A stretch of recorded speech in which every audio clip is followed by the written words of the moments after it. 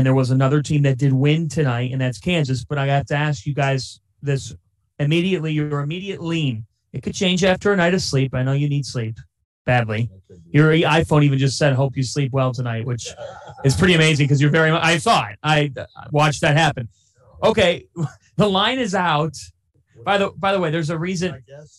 Can we guess the line? Yeah, I just want to make it clear. There was a reason why I wore this to the arena. Was that for Roy Williams or something, or Carolina Blues? I mean, what is it? What do you think it was for? A gender reveal? I don't know. I mean, now we're playing Carolina against Kansas. I don't. Yeah. Blue. You got blue. Right. Okay, Duke wear blue too. This is not Duke blue. All right, it's a little lighter. Give Fanta his flowers, man. Fanta picked him. You did pick him. You did. No, Fanta, you picked him. Wait, guess the line. I would say 5. For who? Kansas. I think it's Kansas. Maybe lower. Probably lower. Probably 4. Probably might even be 3.5. No, it's going to be like 2.5. Opening line is 4.5. So I was close. Terrence doesn't have a microphone. He doesn't get to guess the line. Is that what you had, Terrence? All right, wait. Who do you think is going to win the national championship? You know what? I don't even know anymore. I mean, honestly, we all thought it's going to be North Carolina. Who are we kidding? It's North Carolina. They are the team of destiny. I have not picked one right here since about the Elite Eight. I'm going Kansas. Listen, they're playing so well right now. You know it'll be great. It'll be a phenomenal moment in the sport of college basketball. If Bill Self wins, cuts down the nets, and goes up on that stage, and Mark Emmert, the president of the NCAA, has to give him his national title award while he is facing, 5 level. My guess is it won't be Emmert who goes up there. You don't think so? He's ducking the smoke? I think Emmert's already on the beach. Are you saying Mark Emmert's going to duck the smoke? I think he already left. It's the worst nightmare. He So, left that's the right. first game. He pretty much. He's like, I'm out of here. I can't deal with this. He's Bill's on the Right. Bill gets We took care of Carolina and their academic scandal. How did you get when you said No, when I asked him about the K, yeah, he was not happy. He forgot the meeting that I had with him. Right. It was like 15 years ago. Like, dude, you met with him once. You haven't called him in years to discuss a sport. Like, come on, you're terrible at your job. You should be fired. Everybody knows that. Anyway, we won't talk about Mark Emmert on this show. But listen, to me, Kansas, I was super impressed because the one thing that we all were keyed in on with them was Remy Martin, right? Remy Martin's got to play well. He's got to play well for them to win. He didn't do jack shit. But you know who did? David McCormick. He was terrific. He was a beast. He was an absolute – and if you get David McCormick going early, he is a different player and they're a different team. And then Ochai, man, was he filthy, right? Filthy. Like, you're watching him, RC, and you're both you and T.O., and you're like, listen, you guys can shoot it. The ball didn't hit anything but the bottom of the net in those first 4 threes. What was he, 6 of 7 from 3 on the game. McCormick and Archer were with 9 of 10 first half. They were 9 of 10 from the field and both had for combined 30 points. I mean, You don't need Remy Martin. Yeah, I mean, McCormick was 10 of 12. They had no answer for him all night, and had he not gotten 2 fouls early, that game would have been a blowout. No question. If he blowout. doesn't pick his second foul up, they go from up 16 or 18. They might have been up 25 at half. It was over at half had he did that. Yeah, no doubt. Listen, to me, again, I think the difference now in this game obviously becomes overall, right? This Kansas team's got a lot of talent. Ochai now has, not that he lost any confidence. He did, but now he's feeling it. Good sign. He's feeling it here in this building. You weren't supposed to be able to shoot in domes. That's what everybody says, You can't right? shoot in domes. He shot it. Ochai didn't even hit the net on those shots. Crazy, right? I Big thought he fan made of a those. mistake. Yeah, I thought they were so concerned with McCormick that they were helping off, and he got open looks. And once he must shoot, he was wide open. Wide open. How are you allowing that, right?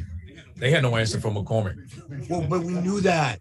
And that's kind of what I said before the game, and I've said all year. Why didn't Jay Wright go to the portal and get another long, athletic big? Because Dixon was overmatched. What are we laughing about? Did I say something again? No, Sure.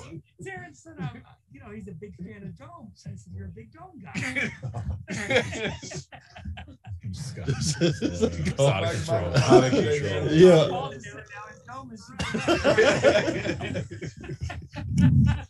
Oh man. Jeez Louise. Hey, Christian Brown, am I right? Christian Brown, am I right? He hit some big ones in the dome. He's a big dome guy.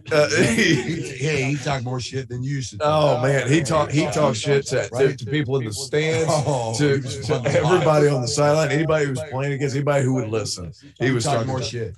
Him or Caleb Love. He probably talked more shit. No, Caleb Love at the end of the dropped, games. Caleb Love dropped 28. He talked way more shit. There was one. I don't know. Christian Brown could score 6. Probably talk more shit. Right. After that 11-0 run, he ran right over here, right in front of us. I'm sitting right in front of where it was, And we're He came beside over the here, Duke parents. and he looks to the Duke section at the Duke parents and just points like that. He was probably talking to you and saying, Yeah. I heard the stories about you last night. Not gonna let it go. It is what it is. Hey, but Christian Oh, Christian man. Brown's there were a couple shots at the end of the shot clock. Like there was a prayer that he knocked in that was incredible. That was a dagger. It was over when he threw that last late shot clock play. It was over. I wanted to ask Jeff this because Jeff. Yeah, we will. So wait, so Jeff, Bill Self lost his father earlier this year. So what's this mean for him? Well, the other part is, again, the elephant in the room here that he's probably not going to talk about. But again, it's been tough for him and the whole program because they've been dealing with the NCAA stuff. Right. So it's losing your father, obviously, is more important than anything. But what kind of the emotions that are probably going to go through his head if they win this whole thing on Monday night? I don't know if he'll get emotional. I don't know. I mean, again, I've never seen Bill Self emotional like that, but I got to figure this one would mean a hell of a lot. First of all, it's number 2 if he gets it. And that puts you in a completely different category as a head coach. We've heard Sean Miller say over and over and over, he's the best coach in the sport right now. And he is. But again, a lot of guys have won one. Not many have won multiple national titles. That puts you in a different category. I don't think he would get emotional. I think he would walk up to Mark Emmert and accept the trophy and just go, hey, how you like that one, big boy? And then just take it from him and then walk off with his team. I really think that's what would happen. Bill Self, the way he coaches his guys and gets them ready to play, unbelievable. Dave McCormick tonight, whew. And I know Bill Self went through a lot. I lost my father, 2.5 years ago. It's hard. And he had him a lot longer than I did. I'm a little jealous. But at the same time, like, it puts a lot of things in perspective. And for him to make this run after something like that is so significant. What has clicked for Kansas? And did you think 4 weeks ago that they'd be in a national championship game? Well, first of all, what clicked tonight was their pace. Like their pace playing against a shorthanded Villanova team was terrific. What has also clicked, if you want to look at a macro level at the entire tournament, I think role definition has really been good, and I think Bill Self has realized what Remy Martin is, and he's gone to it. I'm not going to change him. He's a spurtable guy that's going to go on and score 10 quick in a row. He's going to score 6 in a row and flip a game on its head when you're struggling offensively. You're not going to change the guy. You have him for a year. And you're right, because early on, I think he thought he could. And then at a certain point, it was kind of the injuries, but a lot of it was trying to figure out Remy up here. And now Remy actually, he didn't do anything tonight offensively, but you know what he did? He just moved the ball. He really did. He didn't take a lot of bad shots, a couple, but nothing too crazy. He didn't try to do too much. And I think that's the thing. You bring him off the bench as a guy who can just go and push the ball. And I thought DeJuan Harris was awesome defensively tonight too. That's the other part. Like Harris was good defensively. Ochai and McCormick were great. Brown made a couple big shots. I like Kansas in this championship game. But again, if Caleb Love is Caleb Love again, second half tonight, man, I don't know. RC, I want to get your reaction to this. We got a tweet from a Carolina fan, and I think it's interesting. They asked, can you guys talk about how Roy had this exact lineup plus Brooks, Kessler, and Sharp, and they got bounced, and he says Hubert shortening the rotation has been huge for this team. Your thoughts? I don't know if he's shortening because I don't know if how a lot of those guys didn't play early anyway. Dawson shortened it for him. Yeah, I mean, Dawson leaving was just kind of, but the philosophical difference in years past was Roy had the two big guys. They always played with the dominant bigs, and then they just spread it to four. And then people early on, it just, because you're accustomed to Carolina's best offense was throw it up and go get it. They were the number one offensive rebounding team in the country for years under Roy. That was a stickler. Now Hubert takes over. He spread you out. And we talked about how great Manick, Brady Manick's been all March Madness. He's been great. And so that's just a philosophical approach of trying to modernize their offense of what they're doing. So I don't think that's much to talk about. Man, how many big threes did he hit? I mean, just clutch down the stretch. Oh, there was a couple that Brady Manick knocked down that, when I say they were contested, like Wendell Moore was chest to chest with a guy. Like some of those threes, and it goes back to what you said too. This season, and to answer that question, John, like this season coming in, we were like, well, they're taking away their offensive rebounding because they're going to try to space the floor. Well, what's happened is Caleb Love now has more room to operate. RJ Davis has more room to operate. Yes. Brady Manick benefits from playing with those guys, and you see why. And so even though it's the same lineup, to RC's point, it's the same lineup, but the philosophy is different. We're going to attack first, pitch out, as opposed to we're just going to ram it down their throats and get a bunch of twos. That's been the biggest difference this year. So, initially I had Kansas winning, getting to the final game. Then when I thought they were going to play Duke, I'm like, you know what? I don't like the matchup. Now I kind of like it again because, again, I feel like they're not going to be overpowered physically at the guard spots. I was just worried about them matching up against Duke guards. Now I'm really not. And to me, the big matchup again is going to be McCormick. Like I think David McCormick he doesn't have to be tonight, David McCormick, because we've never seen that before. We have never seen it like at that level before, but I think McCormick's got to be good David McCormick and consistent David McCormick, not in one spurt here or one, because otherwise we looked at what Baycott can do. And I don't know how healthy he's going to be. I asked him when he was walking out after the game, I said, how you feeling? And after he said to me, how do you like that, Jeff? He said, pretty good. Like he'll be fine. I don't think it's. Oh yeah, I was about to say he's going to be sore. Yeah, but if it was like a 3rd-degree He sprain, won't know until tomorrow or tonight. Like we don't know right now. Yeah. He's gonna go back. He's walking back. That thing could be swollen up. We just won't know. But it will hurt in the morning. you don't think they would have kept him out of any of the media stuff? If it was that. They would have said, hey, hell, we're getting him back now. We're getting him off that foot right away. He could have been, I could have, I hate to use this analogy, but he could have been a gunshot wound or something. But the adrenaline of this game, I mean, this is the greatest rivalry in college basketball. It is. I don't care what schools you can talk about. This one here, and we saw it at the Final Four. I mean, it lived up to everything you thought it could be. What a win for college basketball. I mean, his Achilles and is again gonna be with terrible tomorrow. It's going to hurt so bad when he wakes up and has to just take the first step in the morning. You remember those ankle sprains? I do it every day. Oh, The first step out of bed every day reminds me why I retired. Listen, the atmosphere here again. We mentioned this off the top, but Carolina Duke, full, completely full. In New Orleans, a city that embraces this, and to me, you had something that we haven't had in life.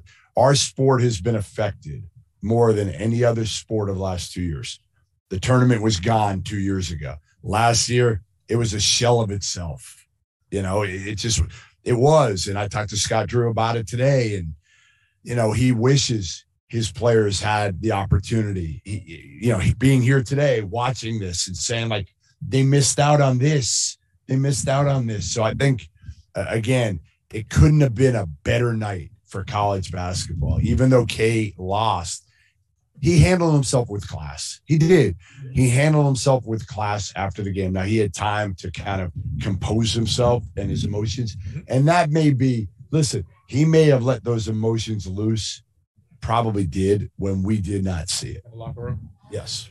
I don't know about how you guys felt about this, but the noise for the Carolina and Duke game was 4 times louder than the Villanova Kansas Oh game. my God! Like it was deafening, sitting no matter where you sat. Loudest Like, I've ever heard a building in general. I thought that was like a significant difference when you hear about all the Yes. fans.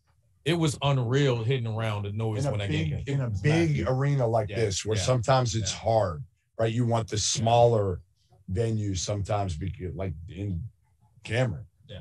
Cameron's great. Fog Allen's great. This was awesome tonight. There was no fake noise in here, and it was that loud.